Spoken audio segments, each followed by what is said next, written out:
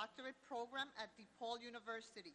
She is the author of multiple articles, book chapters, guides, and 3 books: Dual Language Education, Program Design and Implementation, School-Wide Approaches to Educating ELs, Creating Linguistically and Culturally Responsive K-12 Schools, and Dual Language, Teaching and Learning in 2 Languages. Soltero has been involved in dual language education for over 30 years as a dual language teacher, professional developer, university professor, and researcher. Soltero has extensive national experience collaborating with pre-K-12 district as well as the first dual language university in the United States. I want to present Ms. Soltero with a certificate of appreciation from NABE.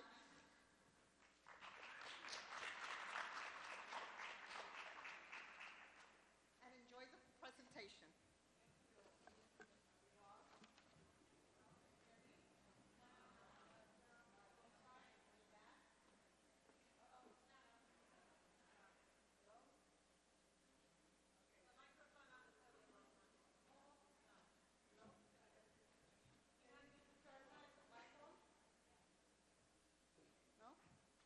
Okay. I'm going to be, you can hear me? Yes? All right. So I'm stuck up here. Sorry. I wanted to be down there with you. Can you hear me now? Too loud? Ooh, there's a terrible echo. Isn't there? Yeah, I'm good? How about now? Yes. Okay, better. Thank you very much for coming to the afternoon session when it's a beautiful day outside. We should all be outside. I have made 70 copies of the handout, so I will pass them out at the end because sometimes people come and they take the handout and they leave. So I don't know if we're going to have enough, so I want to see towards the end of the presentation if some people can share and then copy. So thank you for coming. So have you been to this place? The Quien Sabe Road? So the Quien Sabe Road is actually a real road in Tres Pinos, California. Anybody from there? From California, yeah. So can you imagine, I looked at Zillow's, you know, those real estate places. And can you imagine if you lived in the Quien Sabe Road? That would be kind of fun. But you don't want to, oh, what happened? You can't see on the sides? Technology. So you don't want to be on the Quien Sabe Road, which is the who knows road in terms of dual language education. So don't travel on this road. And in order not to travel on this road and not to know exactly what we're doing in dual language education, a lot of things can go wrong in dual language education. We need to know the how, the what, the who, and the why. So how many of you are doing dual language education programming now? Okay. And the rest of you are thinking about it? How many of you are planning? You are doing the planning year. Buffalo is doing planning year. And the rest are just curious? Perhaps? How many of you are doing dual language education in high school? That's one of the problems we have, that we don't have the pathways towards. And how many of you are doing any kind of collaborations and pathways to university and colleges? So we need to be thinking about that. And we had a session in the morning, and yesterday we had a whole institute about bilingual education at the higher ed level. Not bilingual education teacher preparation, but bilingual education degrees. Sorry, bilingual degrees, not bilingual education degrees. Bilingual degrees are in Spanish and English, or English and another language. So if you're interested in doing a degree in criminology, where can you go to get a bilingual criminology degree? So in Canada, the University of Ottawa, in Europe, in China, in other parts of the world, we do have bilingual universities or bilingual programming. So we're kind of young at that stage, right? If you were to put these in order, which would you say would be the number 1 in importance? The who? The why. The why. If you don't know why you're doing something, you really can't do the other 3, right? You really need to understand the why. And the why incorporates what? Knowledge, right? So we have to have knowledge of research, we have to have knowledge of of theory. We have to have knowledge of sound pedagogy for dual language, or for anything that we do for that matter. Certainly the what are we doing? We need to do that. Who does it? So yes, teachers, but it can't just fall all on teachers. And I'm going to talk about how we need to really think beyond the classroom and think about school-wide approaches, think about district-wide approaches, and if you want to go even further, thinking about state-wide approaches and national. And then how are we going to do it? Those are the nitty-gritty, the details, right? The devil is in the details, we always say. So, foundational frameworks, we need to start off, the base is of any program, would you say, that it doesn't have to be dual language, but any educational program needs to be based on a sound foundation of theory, research, and sound pedagogical approaches. Right? We need to, the pedagogical praxis, as we say. And for me, this is the foundation of everything else. And you see here, I have 3 columns. These are my 3 columns. There are the Center for Applied Linguistics and Jose Medina came up with the 3 pillars of dual language education that I put here as the roof of what are we sustaining with the base and the pillars. We're sustaining the 3 goals of dual language education, which is biliteracy, biculturalism, academic achievement, and cultural competences. So these are my 3 pillars that are sort of the 3 pillars of Center for Applied Linguistics are the 3 goals. So we need to have qualified, well-prepared teachers. We need to certainly have the school leaders, district leaders, and you saw here I put it in red and underlined.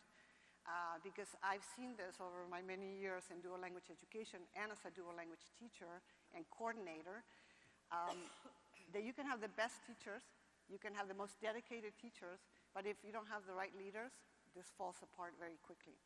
So you really have to have the right principals and the right leaders at the district level, those who will advocate for this program. And I say dual language, but I also am talking about bilingual education and any program for that matter that deals with ELs, with English learners or emergent bilinguals. Instruction, the instructional practices, the curriculum, and the assessments have to be in place. And that's why we always say in the field of dual language that you have to have at least a year of planning. This is not one of those programs that you can launch quickly. And the last one, of course, is families and communities. That how do we engage families and communities, how we support families and communities. So these are sort of the 3 pillars that prop up this roof of the 3 goals of dual language education. All right, so dual language building blocks. What do you think? There are 9 building blocks, but you could put more on there if you like. Interest and buy-in is very critical. If you don't have interest in the school district or in the school or in the community, difficult to launch a dual language program. Also, you have to have buy-in. And the buy-in has to be mostly from the families and mostly from the teachers. If you don't have a whole school buy-in, this is a very difficult program to implement. You also need to have deep knowledge, and deep knowledge doesn't happen overnight. Deep knowledge is a progression, sort of like what students, our own students in classrooms, they're not getting the 12-year knowledge that they build in 1 year. It's 12 years or 13. So it has to be about dual language, second language acquisition, instruction, assessment, and there are many other things that people need to know. Culture, socio-political, the law, all those kind of things that need to be at the core of the foundation. And also there has to be a will. And the will that I put in here is will to think outside the box. And in education, sometimes we get stuck in a rut. And so how do we get to think outside the box? And instead of trying to put, what is that, the square in a round peg, or how do you say it? Is that right? Square peg in a round hole. That's what we're always trying to do, particularly with EL education. We need to think outside the box. We can still cover all the requirements, state, national, and local requirements, but thinking outside the box. Yes? You can't? there.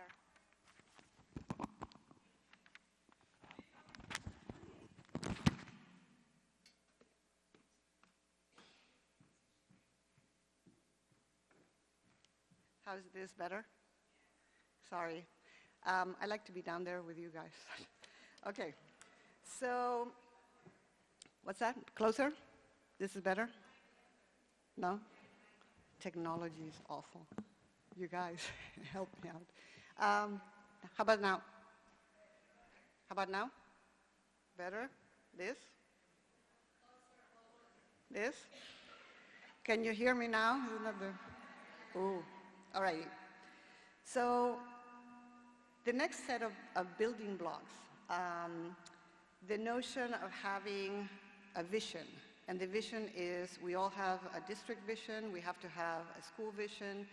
What about having a dual language program vision that really talks about the aspirations and the goals that are shared on these, that are based on these shared beliefs that guide all the decision making.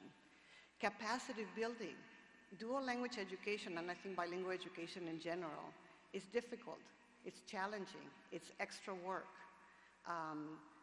Because it's not just about instruction and assessment and getting the kids through, but it's about advocacy. That's what we do.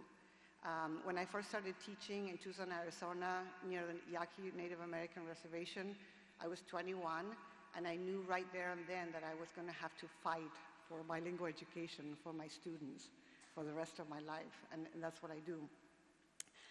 Capacity building is extremely important so that you don't have a revolving door of educators, teachers, and school leaders.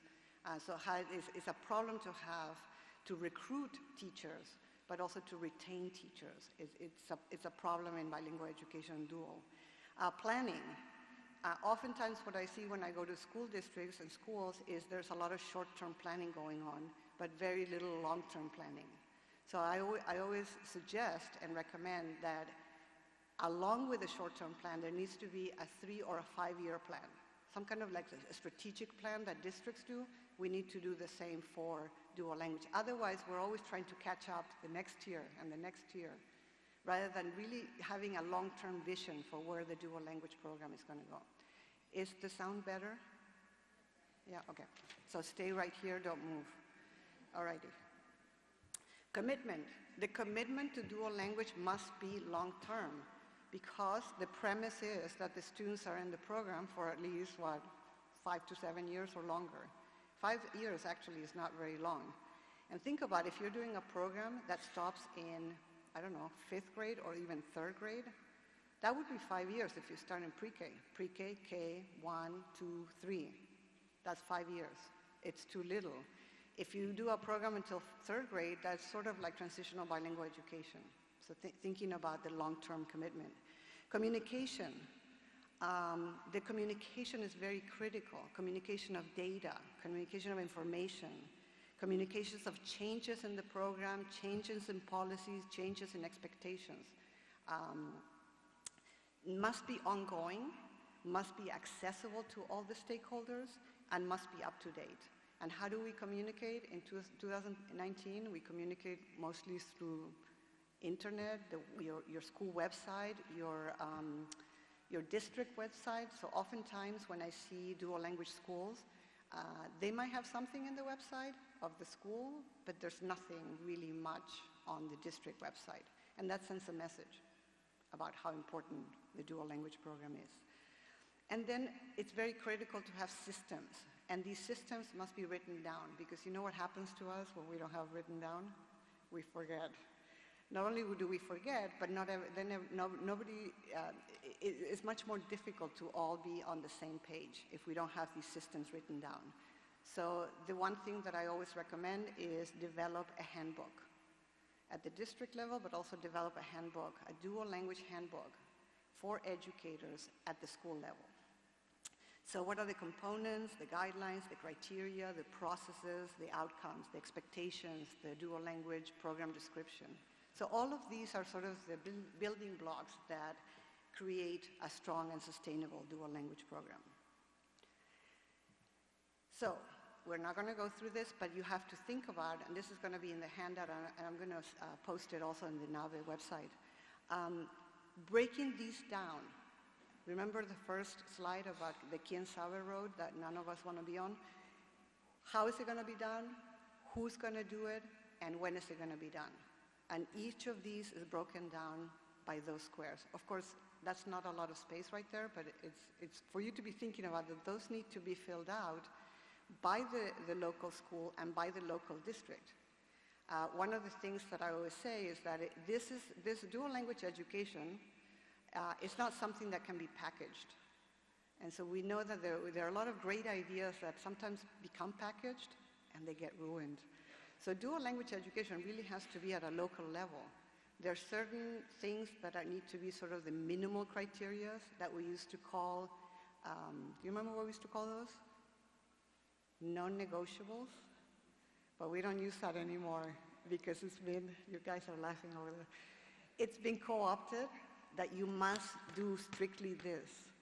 So I've now, instead of saying non-negotiables, which is in my book, I'm now referring to that as the minimum criteria for a program to be considered a dual language program. So here are the three areas. So also, we need to be thinking about the district, thinking about sort of the holistic, so the comprehensive. We can't, as I mentioned before, stay at the classroom level. Yes, the classroom is the most important, and that's where the things happen with children and with teachers. So we have to ensure that there is student engagement, integration, culturally responsive curriculum, instruction, materials, assessment, all that are suited for dual language education, the appropriateness. I see a lot of English materials in English developed for English speakers being modified. We really need to be better at identifying and speaking with publishers to provide the materials that are needed and that are appropriate and are culturally and linguistically relevant. At the school level, I've spoken to a lot of districts, and sometimes, of course, we know there's lack of funding. But if you have a dual language program and you don't have someone who's in charge, how many principals do we have here? How many district level people? Oh, awesome. How many superintendents? No superintendents? How about Board of Education members? They should be here, no? Aren't they the ones that make all the decisions? So maybe we should invite them next time. So you have to have a dual language coordinator. The principal's too busy. The assistant principal might also, but also you can't just have anybody be the coordinator. It has to be somebody with, remember the building blocks, with knowledge. They have to have knowledge and experience. Networking with other dual language schools in Chicago, where I'm from, we have some Chicago principals here too. We created a coordinated effort with principals so that the principals can support and network with each other and discuss what things are working, what things are not working. Coordinated advocacy, retention of highly qualified teachers and school leaders, and continuous cycle of planning and program evaluation. And finally, district-wide. What's happening at the district? If there isn't a district level support and guidance, again, very difficult to do quality and sustainable dual language programs. So the district should have some kind of guidelines, criteria for all dual language programs in the district, even though there might be differences within schools, because the dual language program should be based on the needs and the demographics of each school. Designated central office dual language director, central office support staff with expertise in dual language education, and coordination among central office departments. How many of you who are leaders have issues with the central office? The assessment department is not talking to the literacy department, and both of those are not talking to the EL department, and nobody's talking to each other. And so that's what we do. We do silos, right? How do we come together? And I always say ELs go across the board, right? So we have three populations of students: early childhood, there are special population, special education students and ELs. So I know that in some districts, in Chicago Public Schools at one point, the Office of English Learners got subsumed into the Office of Instruction and Curriculum. And a lot of people were upset because instruction and curriculum are not people. They're not students. It's instruction and curriculum. So after a while, they saw the light and put the office back as an independent Office of English Language Learners. But that Office of English Language Learners is always talking to the other departments. But it's also an advocacy effort because we don't have real comprehensive knowledge of ELs across all these silos. So, how do we increase the dual language students' academic achievement? What do you think? So, building student self-esteem by providing opportunities to experience success, communicating expectations for success to all students, not just dual language. Sometimes what happens in dual language education, especially when there's a strand in a school, is that that becomes the gifted program. It should not become the gifted program. In Chicago, for example, we have many languages in our schools, and so sometimes we do have a strand of Spanish-English dual. We need to make sure that all the other languages in the school are also welcome, that they also see their language and culture in the walls of the halls of the school. So it can't just be about all the emphasis being on one language and one culture. In engaging all students personally, they one-to-one, particularly for English learners, particularly for English learners who come from heritage backgrounds, some of them from mixed status families, and there's a lot of trauma going on after the 2016 election, and the political climate is difficult for some of these families, quite difficult, so we need to have that connection with the students and the families. Creating a climate of mutual respect and collective responsibility, particularly in some areas of the country where there have been an influx of Puerto Rican children coming and families coming after El Huracán Maria. Do we have the programming, do we have the support systems that are the social-emotional components of students? I always say, if you're hungry, if you're sick, if you're worried and you have anxiety, how much are you going to learn? So we need to address those needs with the students. Considering students' prior experiences and circumstances, partner with families and communities, motivating all students through challenging and engaging curriculum. Let's get away from the remedial stuff. I go to some schools that have, some districts that have digital time required. Do any of you? No? Digital time could be a good thing, but it's mostly a bad thing. What I see a lot of is what I call worksheets on a computer or worksheets on a tablet, just clicking stuff, rather than using technology to create things, to think outside the box, to be creative, to solve problems.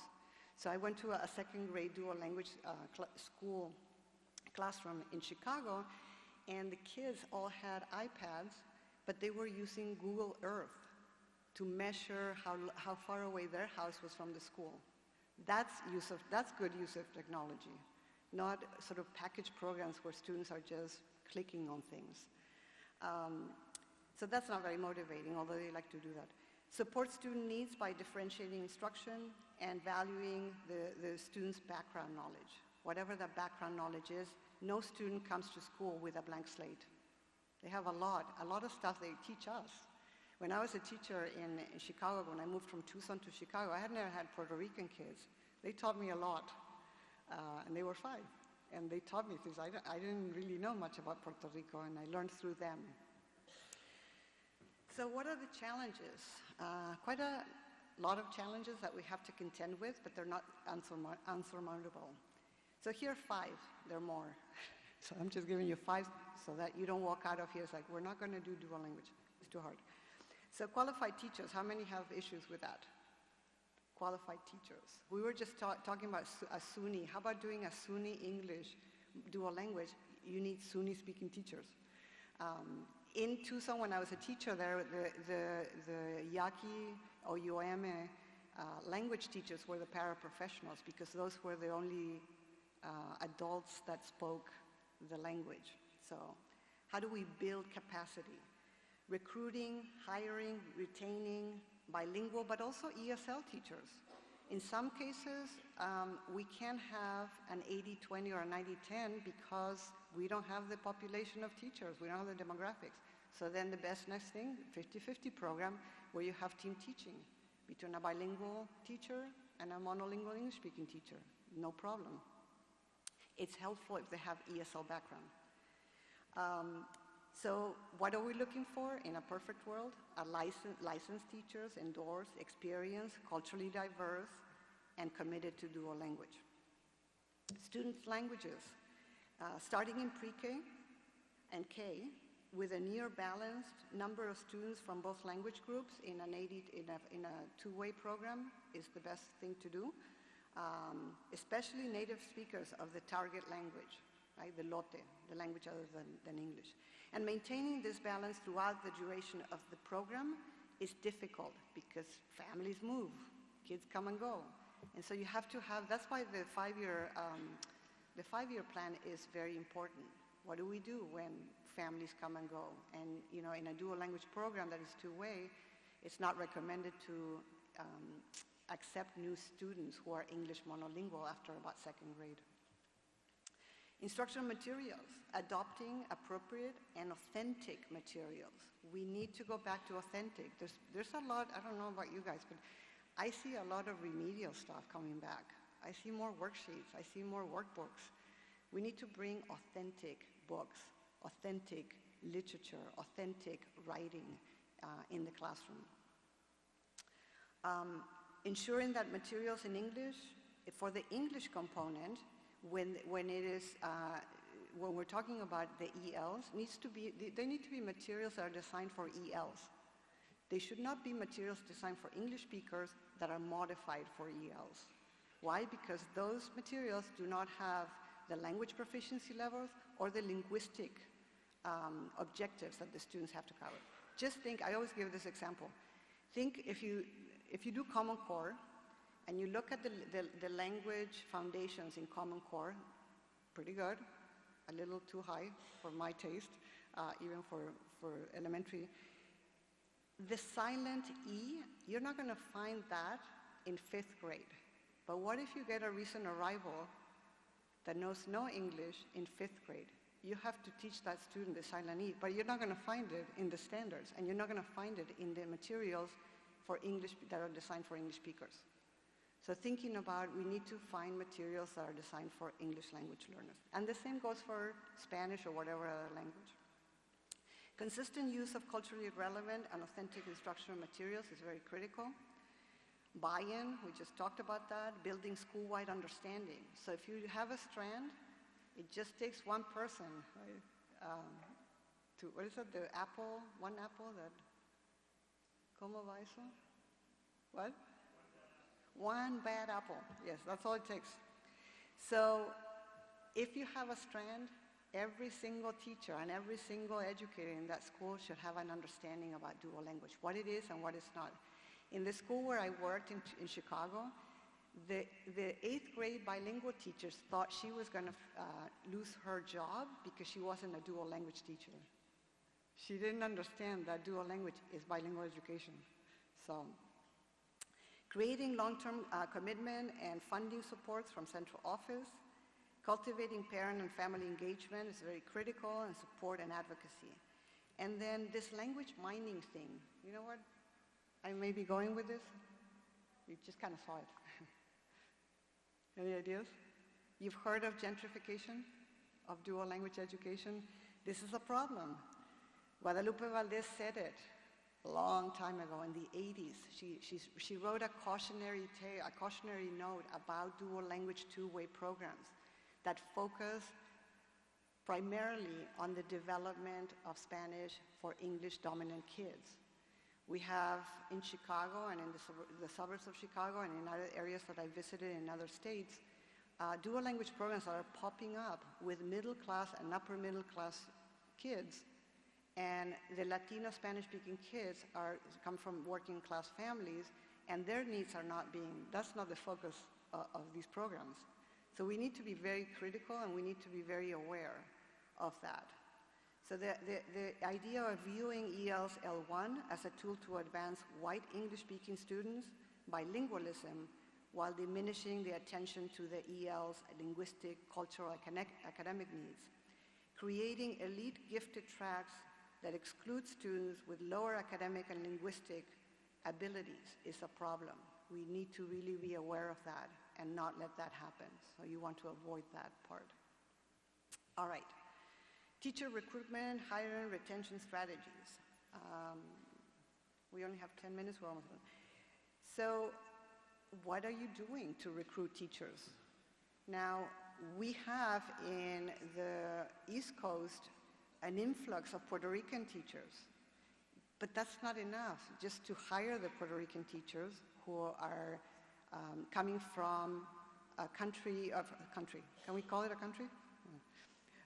From an area of the United States that may have differences in the ways that they do instruction or that they deal with instructional materials. So we have to provide some kind of supports and training, not just hiring teachers from abroad. So, but that is one way to do it. The danger with hiring teachers from abroad is that typically that they need visas is that they're here for 2 years and then they leave. For any kind of education program, but especially for dual, we don't want a revolving door. We want long-lasting, and we want to build that capacity. If there's a revolving door, that's a problem. Communication, do you communicate? One thing that I found in Chicago is that the lack of understanding from the HR office, what do they call it, the talent scouts? They really don't understand what we need in dual language teachers. Also having collaboration and partnerships with universities and having the universities provide student teachers that are coming from bilingual education or from world languages. We have a great program in my university where we have the world language teachers take the same courses as the bilingual ed teachers. So you know the world language and the bilingual ed world are kind of, any world language people here?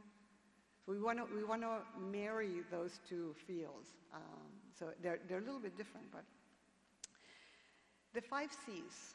The 5 C's. Think about in the programs that you're going to be planning or the programs that you have.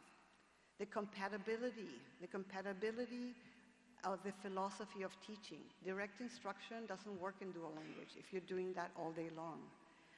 The types of instructional approaches. The program complements the programs the other programs that are in the school have to complement the dual language program. School programs that do not compete for resources. So in one school where I worked, where I was a teacher, in the morning we had a very scripted literacy program, and in the afternoon we were doing thematic units and cooperative learning. Those two things don't align. We became a little schizophrenic. At least I did. In the morning it had to be scripted, and in the afternoon it had to be creative and whole language and so engage the students in those kind of things that didn't mesh with what they were doing in the morning. Cohesion. Curricular integration of the L1 and the L2, core content, literacy, culture, alignments of assessments with language and content standards. There has to be cohesion. There has to also be consistency. Language allocation is followed across the grade levels. We had a kindergarten teacher and she was Latina. She didn't believe in this, so she closed her door and she did all English. And nobody found out until 6 months in because the parents said, my child is learning how to read and write in English. So, complementary instructional orientation and materials. Coordination. The coordinator, that's why you need a coordinator, because the coordinator is the one that facilitates the ongoing communication and collaboration, and also articulation across and between grade levels. And then, of course, articulation up the ladder, which articulation between elementary and middle school and high school and universities. Where is that articulation? Somebody has to do it. And then finally, commitment. School-wide support, district-wide support, the long-term implementation and investment, and then, of course, advocacy. And I say resiliency because at every turn in dual language, and I think in education in general, we're faced with mandates that come from who knows where, and they go against what we're doing. They go against what we know are best practices. So we have to be resilient and keep plowing ahead. So I have 5 minutes. Short-term plan and long-term plan. Here are just some examples. Short-term plan, this is the stuff over here that we do all the time, right? And then the long-term plan over here. Are you thinking about? And this is not an exhaustive list. You can add many more things to these lists. Resources. Just a few resources. I think it was last year. Anybody here from duallanguageschools.org? Awesome. If you want to talk after were you one of the founders? No, okay. So excellent. It's an organization that is pretty new and has a repository of information and list of schools. I also have here Speaking in Tongues. Do you know this? Speaking in Tongues? The documentary, you can buy it. It's about 55 minutes long. And it highlights 3 dual language programs, 1 Chinese Mandarin, 1 Chinese Cantonese, and 1 Spanish. But you can get the 5-minute free clip, and I have here the link. And then there's another one here that is also 5 minutes that is useful to use with teachers or others. Other few resources, of course, the Seal of Biliteracy, this duallanguageschools.org, the Center for Applied Linguistics, Colorín Colorado. And a few reports. Remember we said why? The why is what's based off of theory and research. And here's some reports that you can get from the website for free that will give you the tools to convince. We always have to convince everyone, don't we? Bilingual ed, we're convincing people all the time. These are the tools that give you the argument for dual language education. A few organizations and centers, if you want to take a picture. The Association of Two-Way and Dual Language Education usually has their conference in July. Anybody from that? No? Of course, you know La Cosecha. NABE has dual language. Sometimes they have dual language institutes, and there are others. This is an infographic that you can take a picture of, or I usually post them on various social media about the myths of bilingualism. And this is for parents, so I did it in English and Spanish. And books. We have more and more books, and here's some books that are excellent. And it's not quite updated because I saw a couple more new books that have come out. My books. One is dual, one is not dual. One is more general because not everybody can do dual language. And if I'm addicted to Twitter now, unfortunately. So if you want to follow me, I'll follow you. And finally, I want to close with a quote. Make the strangers welcome in this land. Let them keep their languages and customs. For weak and fragile is the realm which is based on a single language or a single set of customs. And take a look at the date. This is St. Stephen, the first king of Hungary, writing a letter to his son, who is going to be his successor, almost 1,000 years ago. So we're still struggling with making this possible, and perhaps a forever struggle, right? And so we have to keep this in mind so as a guide to why are we doing what we're doing? Because we believe in it. And with that, get your cape, wear your cape, and fly dual language. And that's it, so I can keep it up there. Thank you so much, and thank you. And I do have handouts, but I don't know how to do this exactly. I don't know, do you think there are more than 70 people here?